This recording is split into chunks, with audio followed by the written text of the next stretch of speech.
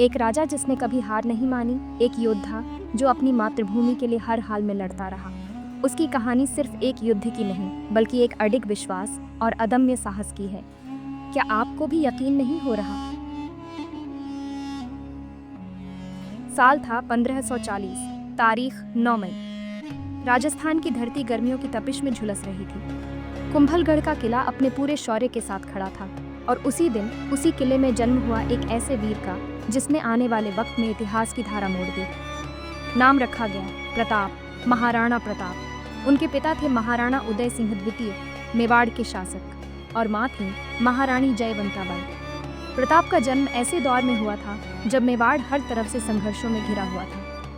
मुगलों की बढ़ती ताकत और लगातार होते आक्रमणों ने पूरे राज्य को हिलाकर रखा था। ऐसे माहौल में प्रताप का आना जैसे एक उम्मीद की किरण था।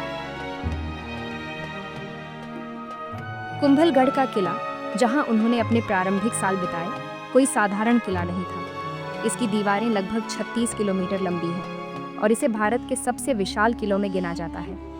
ये किला न सिर्फ प्रताप के बचपन का हिस्सा था, बल्कि उनके व्यक्तित्व को भी आकार देने वाला स्थान रहा। बचपन के दिनों में प्रताप को वहाँ की कठोर ट्रेनिंग से गुजरना पड़ा। तलवारबाजी, घुड़सवारी, धनुष बाण, हर चीज़ में उन्हें निपुण होना पड़ा। इतिहास में एक घटना का जिक्र आता है जब प्रताप ने बाल अवस्था में ही जंगल में एक जंगली जानवर का सामना किया। बिना डरे उन्होंने मुकाबला किया और खुद को साबित किया। ये उनकी असाधारण वीरता का पहला प्रमाण था। उनके गुरुजन और परिवारजन शुरू से ही कहते थे कि प्रताप सिर्फ एक राजा नहीं बनेंगे, वो मेवाड़ की असली ढाल बनेंगे। उनके स्वभाव में गजब का आत्मसम्मान था। प्रताप का मानना था कि इज्जत से बड़ा कुछ नहीं होता। इसी सोच ने उनकी पूरी जिंदगी की दिशा तय कर दी। समय आगे बढ़ रहा था। महाराणा प्रताप अब किशोरावस्था में कदम रख चुके थे। उनका व्यक्तित्व पहले से कहीं ज्यादा निखर चुका था।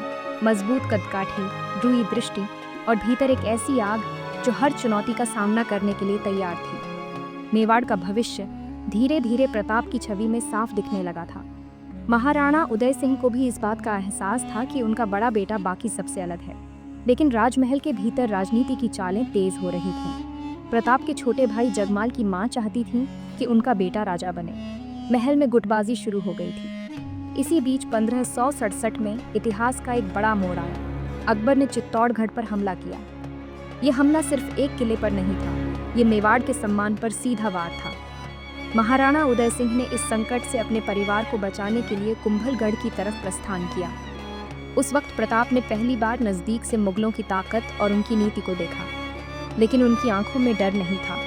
वो हर हार को सबक की तरह ले रहे थे। 28 फरवरी 1572, ये तारीख मेवाड़ के इतिहास में सुनहरे अक्षरों में दर्ज है। महाराणा उदय सिंह के निधन के बाद राजगद्दी का सवाल सामने आया। परंपरा के अनुसार प्रताप को राजा बनना था, लेकिन महल में जगमाल समर्थक अपनी चाल चल चुके थे। आखिरी वक्त पर मेवाड़ के सरदारों ने एकमत होकर फैसला लिया, राजगद्दी प्रताप को ही मिलेगी, क्योंकि मेवाड़ को सिर्फ एक राजा नहीं, बल्कि एक ऐसा नेता चाहिए था जो न झुके न टूटे। और इस तरह प्रताप सिंह बने महाराणा प्रताप। उस दिन राज तिलक हुआ, लेकिन माहौल में जश्न कम और जिम्मेदारियों का भार ज्यादा था। मेवाड़ की हालत नाजुक थी। एक तरफ अकबर की विशाल सेना, दूसरी तरफ बिखरी हुई प्रजा और सीमित संसाधन। लेकिन प्रताप ने गद्दी संभालते ही साफ कर दिया, मेवाड़ का सम्मान किसी भी कीमत पर बचाना है। उन्होंने अपने पहले ही आदेश में राज्य के सभी योद्धाओं और सरदारों को बुलाया। उनकी रणनीति साफ थी, युद्ध की तैयारी पूरी करनी है। अकबर ने कई बार संदेश भेजे, संधि की पेशकश की, लेकिन प्रताप ने हर प्रस्ताव ठुकरा दिया। उनके शब्द आज भी याद किए जाते हैं, इज्जत और जमीन छीनी जा सकती है, लेकिन आत्मसम्मान कभी नहीं। साल था 1576, तारीख 18 जून, जगह हल्दी घाटी। राजस्थान की उस लाल माटी में इतिहास के सबसे बड़े रण की पटकथा लिखी जा रही थी। महाराणा प्रताप ने आखिरकार वो फैसला लिया जिसका इंतजार हर सैनिक कर रहा था। अकबर की सेना से सीधी भिड़ंत। हल्दी घाटी, जो अपने पीले माटी के कारण जानी जाती है, उस दिन वीरों के लहू से लाल हो उठी थी। मैदान के एक तरफ खड़े थे महाराणा प्रताप, महज 15,000 सैनिकों के साथ। दूसरी तरफ अकबर की विशाल सेना, करीब 80,000 सिपाही, जिसका नेतृत्व कर रहा था मुगल सेनापति मान सिंह। प्रताप के पास न तो विशाल सेना थी न भारी हथियार, लेकिन उनके पास था एक ऐसा हौसला जो अकबर की पूरी सल्तनत पर भारी पड़ा। उन्होंने अपनी सेना को एक ही मंत्र दिया, ये युद्ध सिर्फ जमीन के लिए नहीं है, ये हमारी पहचान, हमारी इज्जत और हमारी आने वाली पीढ़ियों के सम्मान के लिए है। उस दिन प्रताप के साथ इनके वफादार योद्धा भी थे, भील नेता राणा पूंजा, हकीम खान सूर, झाला बीदा और सबसे खास उनका घोड़ा चेतक। चेतक जो सिर्फ एक घोड़ा नहीं था बल्कि महाराणा का साया बन चुका था। इतिहास में दर्ज है कि चेतक ने युद्ध के मैदान में अद्भुत पराक्रम दिखाया। जैसे ही युद्ध शुरू हुआ, हल्दी घाटी का मैदान रणभूमि में तब्दील हो गया। प्रताप ने सबसे पहले सीधा निशाना साधा मानसिंह पर। तलवारें टकराईं, भाले गूंजे और हर तरफ रण का शोर गूंज उठा। प्रताप ने अपनी पूरी ताकत झोंक दी। कहते हैं कि चेतक ने उस युद्ध में अपने 2 पैरों पर खड़े होकर मानसिंह के हाथी के माथे पर वार किया था। वो दृश्य आज भी वीरता की मिसाल माना जाता है, लेकिन वक्त क्रूर था। मुगल सेना संख्या में भारी थी और धीरे धीरे मेवाड़ की सेना पर दबाव बढ़ने लगा। युद्ध कई घंटों तक चला। महाराणा घायल हो चुके थे। चेतक भी गंभीर रूप से जख्मी था, लेकिन चेतक ने हार नहीं मानी। घायल अवस्था में भी वो महाराणा को युद्ध भूमि से सुरक्षित बाहर निकाल कर लाया। कहानी के मुताबिक चेतक ने नदी पार करवाई और जैसे ही प्रताप सुरक्षित हुए, चेतक धरती पर गिर पड़ा। उस पल महाराणा प्रताप के चेहरे पर वीरता और दुख दोनों साफ झलक रहे थे। चेतक ने अपने प्राण तो त्याग दिए, लेकिन प्रताप को बचा लिया। और यहीं इतिहास ने एक नया अध्याय जोड़ दिया, एक राजा और उसके घोड़े की अमर कहानी। युद्ध भले ही सामरिक रूप से मेवाड़ के पक्ष में नहीं गया, लेकिन एक चीज साफ थी, महाराणा प्रताप की आत्मा नहीं टूटी थी। अकबर चाहे कितनी भी कोशिश कर ले, प्रताप ने कभी समर्पण नहीं किया। उन्होंने जंगलों में रहकर, पहाड़ों में छिपकर भी संघर्ष जारी रखा। हल्दी घाटी का ये युद्ध दुनिया को ये दिखा गया कि हार और जीत सिर्फ मैदान में तय नहीं होती। असल जीत उस आत्मसम्मान की होती है जिसे कोई ताकत झुका न सके। हल्दी घाटी के युद्ध के बाद हालात और भी मुश्किल हो चुके थे। सेना कमजोर हो चुकी थी, संसाधन खत्म हो रहे थे और मेवाड़ का बड़ा हिस्सा मुगलों के कब्जे में चला गया था। लेकिन प्रताप ने हार नहीं मानी। वो जानते थे, जिस दिन मैं झुक गया उस दिन पूरा मेवाड़ टूट जाएगा। यहीं से शुरू हुआ उनका सबसे कठिन सफर। महाराणा ने पहाड़ों और जंगलों को अपना घर बना लिया। परिवार, सेनापति, जनता सभी लोग पहाड़ों में बस गए। कभी बर्फीली हवाओं में रातें गुजरती तो कभी सूखी रोटियों के लिए भी तरसना पड़ता। कहते हैं कि कई बार ऐसा वक्त भी आया जब प्रताप और उनका परिवार घास की रोटियां खाकर जिंदा रहे। एक किस्सा बहुत मशहूर है।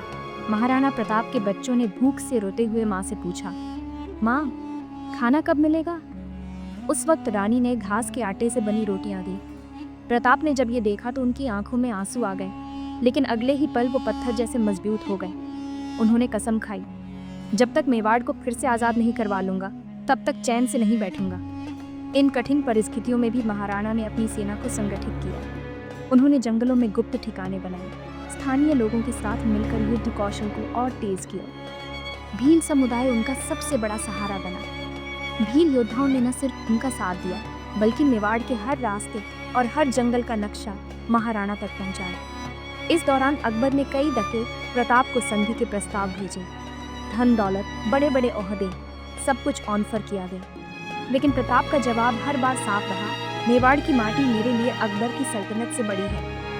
प्रताप ने अपने संघर्ष के दिनों में ये साबित कर दिया कि असली राजा वो नहीं होता जो गद्दी पर बैठा हो। असली राजा वो होता है जो विपरीत परिस्थितियों में भी अपनी प्रजा और अपनी मिट्टी के लिए लड़ता रहे। धीरे धीरे वक्त ने करवट ली। प्रताप ने फिर से हमले शुरू किए। एक एक करके मेवाड़ के खोए हुए किले वापस लेने लगे। उनका सबसे बड़ा अभियान दीवेर में हुआ, जहां उन्होंने मुगलों को जबरदस्त शिकस्त दी। दीवेर का युद्ध मेवाड़ के लिए टर्निंग पॉइंट बना और साबित कर दिया कि महाराणा प्रताप की लौ बुझने वाली नहीं है। दीवेर की जीत के बाद पूरे मेवाड़ में जैसे नई सुबह हो गई। साल था 1582। दीवेर की लड़ाई ने मुगलों की कमर तोड़ दी थी। वो जो मेवाड़ पर कब्जा करके अपनी जीत के झंडे गाड़ चुके थे, अब उल्टे पांव भागने लगे। ये वही दीवेर थी जहां महाराणा प्रताप ने साबित कर दिया कि हौसले अगर फौलादी हों तो हालात को झुकने में वक्त नहीं लगता।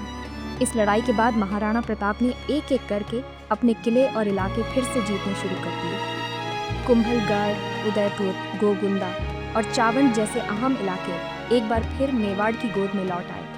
अब वो दिन भी आया जब मेवाड़ फिर से अपने पैरों पर खड़ा हो गया था, बिना किसी बाहरी मदद के, सिर्फ और सिर्फ प्रताप की मेहनत और उनकी जनता के बलिदान से।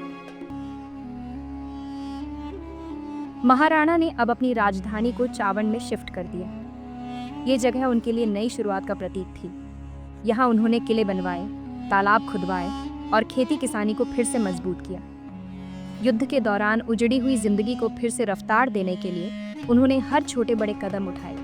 उनके दिल में बस एक ही सपना था, मेवाड़ की जनता फिर से खुशहाल हो। प्रताप न सिर्फ एक बहादुर योद्धा थे, बल्कि एक विजनरी राजा भी थे। उन्होंने जंगलों में रहते हुए जो सीख ली थी, उसे अपनी नीति में उतारा। उन्होंने अपनी सेना को और मजबूत किया, प्रशासन को नए तरीके से संगठित किया और मेवाड़ को फिर से स्वावलंबी बना दिया। इस दौरान भी अकबर ने कई बार कोशिश की कि प्रताप से समझौता हो जाए, लेकिन हर बार वही अड़िग जवाब मिला, मेवाड़ की मिट्टी में दम है, हम खुद अपने दम पर खड़े होंगे। एक खास बात यह भी है कि महाराणा प्रताप ने कभी अपनी निजी जिंदगी को आगे नहीं रखा। उनकी रानी, उनके बच्चे, उनका पूरा परिवार उन्हीं जंगलों में उनके साथ संघर्ष करता रहा। कोई महल नहीं, कोई आराम नहीं, बस एक ही ध्येय था, आज़ाद मेवाड़। महाराणा प्रताप की ये वापसी उस दौर में एक मिसाल बन गई। उनकी कहानी ने न सिर्फ मेवाड़ को बल्कि पूरे हिंदुस्तान को ये सिखाया कि आज़ादी की कीमत चाहे कितनी भी बड़ी क्यों ना हो, उसे हासिल करने का जज्बा अगर सच्चा हो तो कोई ताकत रोक नहीं सकती। साल बीतते गए। महाराणा प्रताप ने अपने संघर्षों के दम पर मेवाड़ को फिर से खड़ा कर दिया था, लेकिन वक्त किसी के लिए नहीं रुकता। साल था 1597। उम्र के उस मुकाम पर पहुंच चुके थे जहां शरीर थक जाता है, लेकिन जज्बा अब भी वही था, आग जैसी जलती हुई हिम्मत। चावंड में वो अपने साम्राज्य को और मजबूत कर रहे थे। युद्ध, खेती, प्रशासन, हर चीज को वो खुद देखते थे। लेकिन तभी एक दिन शिकार पर जाते वक्त उनका घोड़ा फिसल गया। ये हादसा मामूली नहीं था। महाराणा प्रताप को गहरी चोट लगी। कई दिनों तक उनका इलाज चला, लेकिन हालात बिगड़ते गए। 29 जनवरी 1597, वो तारीख जब महाराणा प्रताप ने आखिरी सांस ली। जाते जाते उन्होंने अपने बेटे अमर सिंह से बस एक बात कही, मेवाड़ को कभी किसी के आगे झुकने मत देना। ये मिट्टी हमारी माँ है और इसकी हिफाजत करना ही हमारा धर्म है। उनके निधन के बाद पूरा मेवाड़ जैसे टूट सा गया था। हर घर, हर दिल में बस एक ही आवाज गूंज रही थी, प्रताप अमर रहे। लेकिन असली कमाल ये था कि महाराणा प्रताप की मौत के बाद भी उनकी विरासत ने मेवाड़ को मजबूत बनाए रखा। अमर सिंह ने उनके रास्ते पर चलते हुए मेवाड़ को संभाला। महाराणा प्रताप की असली पहचान सिर्फ उनकी तलवार या युद्धों से नहीं थी। उनकी असली पहचान थी उनका अदम्य साहस, अपनी मातृभूमि के लिए बेपनाह प्यार और वो जुनून जो आज भी हर भारतीय के दिल में धड़कता है। आज भी अगर आप मेवाड़ जाएंगे तो आपको हर गली, हर पहाड़, हर किला यही कहानी सुनाएगा कि यह वो धरती है जहां प्रताप ने अपने हौसले से इतिहास लिखा था। उनकी मूर्तियां भले ही पत्थर की हों, लेकिन उनकी कहानी हर उस इंसान के लिए एक जिंदा मिसाल है जो मुश्किलों में हार मानने के बजाय डटकर सामना करना सीखना चाहता है। अगर आपको ये कहानी पसंद आई तो इसे अपने दोस्तों के साथ ज़रूर शेयर करें और हमारे चैनल को सब्सक्राइब करें। साथ ही बेल आइकन दबाकर रखिए ताकि कभी भी हम ऐसे और प्रेरणादायक वीडियो लाकर आपके दिलों में आग लगा सकें।